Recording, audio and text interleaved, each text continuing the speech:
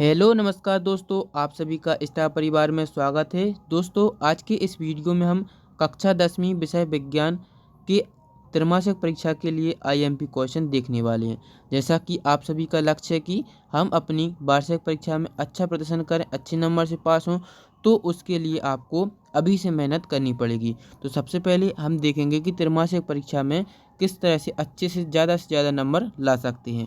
तो उसके लिए हम आपके लिए लाए हैं आईएमपी क्वेश्चन। इस वीडियो में हम बताएंगे कि आपको त्रैमासिक पेपर में कहाँ तक पढ़ना है और कौन कौन से प्रश्न पढ़कर जाने हैं। तो चलिए शुरू करते हैं। आपको अध्याय 1 देखना है। चैप्टर 1 का नाम है रासायनिक अभिक्रियाएं और समीकरण।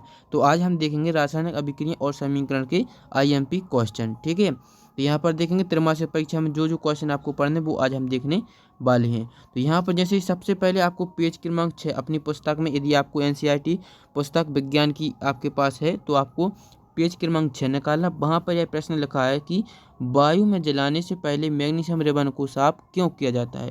बिल्कुल वेरी मोस्ट आईएमपी क्वेश्चन है, आपको इसको पढ़ के जाना है। ठीक है, पहला क्वेश्चन क्या हो जाएगा, वायु में जलाने से पहले मैग्नीशियम रिबन को साफ क्यों किया जाता है। आपको इतना प्रश्न लिखना, आपको पूरे नंबर दिए जाएंगे। यदि 2 नंबर का प्रश्न है तो 2 नंबर आपको पूरे दिए जाएंगे। आपको हमेशा ध्यान रखना है कि आपको समय है जो 3 घंटे का रहेगा और आपको बिल्कुल पर्याप्त समय है। आपको समय का सदुपयोग करना है, आपको अपना समय नष्ट नहीं करना है। एक बात और याद रखना कि रघुपति राघव राजा राम, जितना क्वेश्चन उतना काम। हमेशा जितना भी प्रश्न परीक्षा में पूछा गया है, पेपर में आया है, उतना ही आंसर लिखना। उससे आगे हमें थोड़ा भी बिल्कुल नहीं लिखना है। ऐसा नहीं कि आप अपनी मनगढ़ंत कहानी लिख दें। जितना प्रश्न में कह रहे उतना ही आपको आंसर बताना है। यहाँ पर देखो, यदि आपसे रासायनिक समीकरण संतुलन करना आएगा तो 4 नंबर से आएगा, और यदि आपसे नहीं बनता तो आपको उसका एक अलग सा वीडियो मिलेगा। उसका लिंक हम आपको नीचे डिस्क्रिप्शन में दे देंगे, तो वहाँ से आपको वो सीख लेने हैं। ठीक है, रासायनिक समीकरण को संतुलन कैसे करते, कई बार परीक्षा में पूछ भी लिया जाता है। आप आगे हम देखेंगे तो पेज क्रमांक आपको निकालना है 15। पेज क्रमांक 15 निकाल लीजिए। सभी लोग अपनी पुस्तक में पेज क्रमांक 15 निकालेंगे और वहाँ पर प्रश्न दिया कि जब लोहे की कील को कॉपर सल्फेट के विलयन में डुबोया जाता है तो विलयन का रंग क्यों बदल जाता है।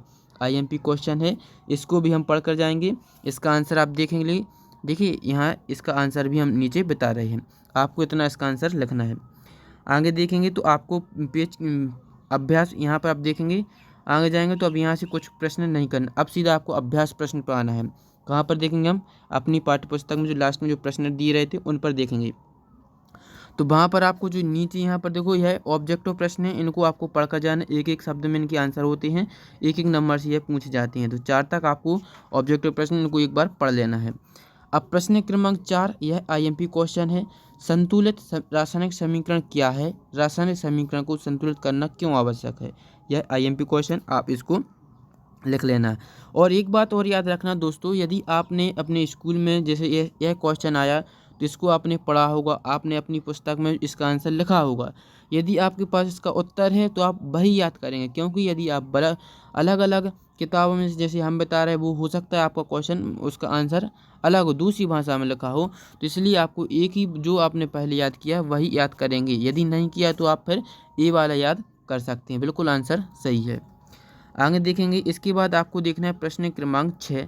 छठवां प्रश्न में आपको समीकरण को संतुलन करना आएगा तो 4 नंबर से आएगा। एक बार हम फिर से बता रहे हैं, तो इनको पहली, दूसरी और तीसरी 3 अभिक्रियाएँ दी हैं, इनमें से आपको संतुलन करके देख लेना है। आगे देखेंगे तो हम देखेंगे आगे प्रश्न क्रमांक 9। आगे देखेंगे तो प्रश्न क्रमांक 9 को पढ़ना है। प्रश्न क्रमांक 9 है जो आईएमपी क्वेश्चन है, ऊष्माक्षेपी एवं ऊष्माशोषी अभिक्रिया का अर्थ है, उदाहरण दीजिए। क्या करना, आपको ऊष्माक्षेपी और ऊष्माशोषी अभिक्रिया की परिभाषा लिखनी है और एक एक उदाहरण देकर समझाना है। आईएमपी क्वेश्चन है। ठीक है, इसमें भी आपको सही टिक लगा लेनी है। इसका आंसर यहाँ है, आपको स्क्रीनशॉट भी इसका ले लेना है। आगे देखो प्रश्न क्रमांक 10, श्वसन को ऊष्माक्षेपी अभिक्रिया क्यों कहते हैं। 10वां प्रश्न हो गया। इसके आगे देखो प्रश्न क्रमांक, आगे देखेंगे तो प्रश्न क्रमांक आपको देख लेना आगे। प्रश्न क्रमांक 13वां प्रश्न देखिए। 13वां प्रश्न में लगाइए टिक, विस्थापन एवं द्विविस्थापन अभिक्रिया में क्या अंतर है। यह क्वेश्चन आप करेंगे, आईएमपी क्वेश्चन है। फिर आगे देखेंगे प्रश्न क्रमांक 15वां प्रश्न देखो, अवक्षेपण अभिक्रिया से आप क्या समझते हैं, उदाहरण देकर समझाइए। उदाहरण से आपको अवक्षेपण अभिक्रिया बतानी है। ठीक है, तो इसका यह आंसर नीचे लिखा है, यह इसका आंसर हो जाएगा। आगे देखेंगे तो फिर आपको मिलेगा प्रश्न क्रमांक 18। प्रश्न क्रमांक 18 भी आपको करना है। लोहे की वस्तुओं को हम पेंट क्यों करते हैं? लोहे की वस्तुओं को हम पेंट क्यों करते हैं? Very very most IMP question है। ठीक है, यह इसका आंसर है, बिल्कुल छोटा आंसर है, इसको इसी तरह से लिख लेना है। प्रश्न क्रमांक 19 क्या है? तेल एवं वसायुक्त खाद्य पदार्थों को नाइट्रोजन से प्रभावित क्यों किया जाता है? यह भी IMP क्वेश्चन है। और आप चाहें तो प्रश्न क्रमांक 20 में अभी पढ़ सकते हैं, क्योंकि कई बार प्रश्नों में टिप्पणी दे दी जाती है और उन पर आपको लिखने को कहा जाता है, तो इस तरह से भी प्रश्न बन सकता है। तो आपको अभी हमने जो यह 8-10 क्वेश्चन अध्याय 1 से बताए रासायनिक अभिक्रिया समीकरण से, तो इन क्वेश्चनों को आपको पूरा करना है। अब एक क्वेश्चन आपके त्रैमासिक की दृष्टि से भी IMP हैं और आपके लिए ये क्वेश्चन वार्षिक परीक्षा में पूछ लिए जाते हैं। अब हम अध्याय 2 पर पहुँचेंगे। अब हम अध्याय 2 के प्रश्न देखते हैं, कौन कौन से प्रश्न यहाँ से आपको पढ़ने हैं। अध्याय 2 में आगे बढ़ेंगे तो पेज नंबर आपको 24वें प्रश्न पर एक प्रश्न मिलेगा कि पीतल एवं तांबे के बर्तनों में दही एवं खट्टे पदार्थों को क्यों नहीं रखना चाहिए? IMP क्वेश्चन है, कई बार पूछा गया है। इसको पढ़ेंगे, बिल्कुल छोटा सी आंसर है जो यहाँ पर हमने आपको लिख के बताए हुए हैं। आगे देखेंगे तो इसके आगे आपको देखना है पेज क्रमांक 27 पर आपको मिलेगा एक पेज प्रश्न क्रमांक 2। दूसरा प्रश्न है अम्ल का जलीय विलयन क्यों विद्युत का चालन करता है? दूसरा प्रश्न भी आपको कर लेना, एक लाइन का इसका आंसर हो जाएगा। तीसरा प्रश्न भी छोटा है, इसको भी आप कर लेंगे। शुष्क हाइड्रोक्लोरिक गैस शुष्क लिटमस को पत्र के रंग को क्यों नहीं बदलती है? आगे देखेंगे तो अम्ल के विलयन को त्वरित करने पर यहाँ से आपको देखना है आगे प्रश्न क्रमांक पेज क्रमांक 36 पर पहला प्रश्न आपको अपनी पुस्तक में 36वां पेज निकालिए, वहाँ पर एक प्रश्न लिखा है CaOCl2 के यौगिक का प्रचलित नाम क्या है? तो आपको बस केवल इसका नाम देखना, क्या है इसका नाम? व्यंजक चूर्ण है, यह इसका आंसर हो जाएगा। एक शब्द में इसका उत्तर है, इसको याद कर लेना है। अब यहाँ से हम सीधे अभ्यास पुस्तिका पे आ गए हैं। हमारे जो पुस्तक के पीछे प्रश्न दिए गए हैं उनको देखेंगे, वहाँ से ज़्यादा प्रश्न पूछे जाते हैं। तो शुरू में आपको चार है जो विकल्प ऑब्जेक्टिव प्रश्न दिए गए हैं। अब उसके आगे से आपको जो प्रश्न बनेंगे 2 नंबर के 3 नंबर के, वो हम देखने वाले हैं। तो यहाँ पर आपको सबसे पहले देखना है प्रश्न क्रमांक, यहाँ पर कोई और देख लेते हैं एक बार फिर से। हाँ, यहाँ पर विकल्प दिए, तो विकल्प तो आपको सबसे पहले पढ़ ही लेने हैं, क्योंकि विकल्प हैं जो एक एक शब्द के होते हैं, वो आपको 1-2 बार पढ़ेंगे तो आपको याद हो जाएंगे। प्रश्न क्रमांक 7 में देखो, आसुत जल विद्युत का चालक क्यों नहीं होता जबकि वर्षा का जल होता है? ठीक है, तो यह लिखा है प्रश्न, कई बार पूछा गया है और IMP भी है, तो आपको पढ़ लेना है। यह इसका आंसर भी ज़्यादा कठिन नहीं है। प्रश्न क्रमांक 8वां देखो, जल की अनुपस्थिति में अम्ल का व्यवहार अम्लीय क्यों नहीं होता? प्रश्न क्रमांक 8 भी IMP क्वेश्चन है।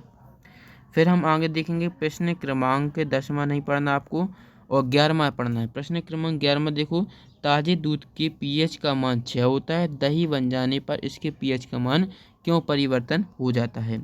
ठीक है, इसके आगे आपको प्रश्न क्रमांक 13 very most IMP question, very very IMP question है। ठीक है, इसको भी आपको देखना है। प्लास्टर ऑफ पेरिस को आंध्र रोधी बर्तन में क्यों रखा जाना चाहिए, इसकी व्याख्या कीजिए।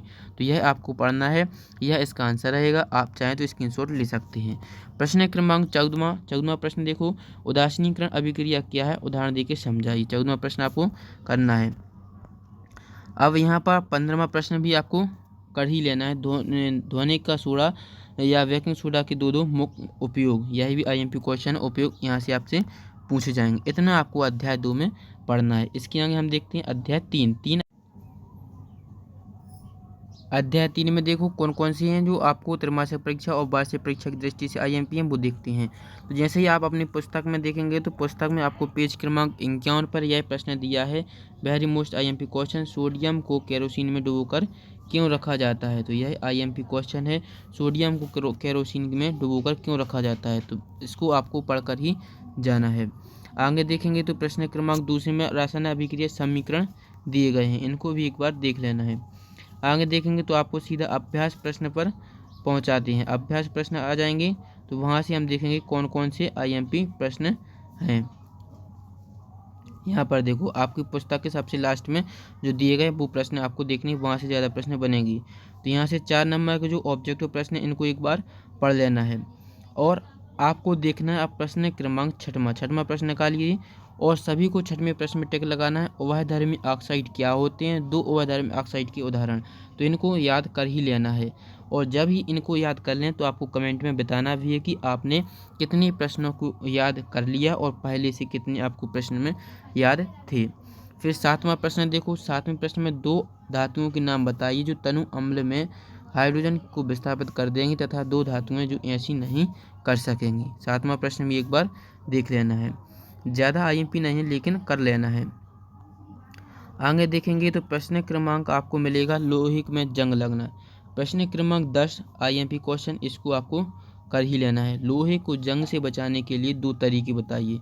लोहे को बचाने के 2 तरीके आपको बताना, जैसे पेंट करके या फिर जस्ते की परत चढ़ा कर या फिर ऑयल या फिर स्नेह का प्रयोग करके। इस तरह से इनके आंसर लिखने हैं। प्रश्न क्रमांक 11 देख लेना। ऑक्सीजन के साथ संयुक्त होकर अधातुएं कैसा ऑक्साइड बनाती हैं। ठीक है। 13वां प्रश्न करना, 12वां नहीं करना आपको। 13वां प्रश्न देखना है। अपने तांबे के मलिन बर्तन को नींबू या इमली के रस से, आपने देखा होगा अपने घरों में अपनी मम्मियाँ होती हैं जो अपनी कढ़ाई को सब साफ करती हैं तो तेल वाली चीज़ों को हटाने के लिए नींबू या इमली के रस का उपयोग करती हैं। तो यह भी आपको प्रश्न का आंसर लिखना है। फिर 14वें प्रश्न में महा मोस्ट IMP क्वेश्चन है जो रासायनिक धातु और अधातुओं में अंतर, वेरी मोस्ट IMP क्वेश्चन रहेगा। तो इसको आपको करना है। तो इतना क्वेश्चन आपको कर लेना है। और लास्ट में एक प्रश्न और बचता है, यदि आप चाहें तो इसको भी पढ़ सकते हैं। गर्म जल टैंक को बनाने के लिए तांबे का उपयोग परंतु इस्पात का नहीं। यह भी आप चाहें तो कर सकते हैं, नहीं तो हमने जो आप क्वेश्चन बताए हैं वो आपको करके ही जाना है। और कमेंट में बताना कि धातु और अधातु में अंतर किन किन को याद है। और इतना आपको त्रैमासिक परीक्षा में पूछा जाएगा। यदि आपको हमारे द्वारा यह प्रश्न बताए गए, यदि आपको वीडियो पसंद आया है तो चैनल को लाइक करें और सब्सक्राइब जरूर करें।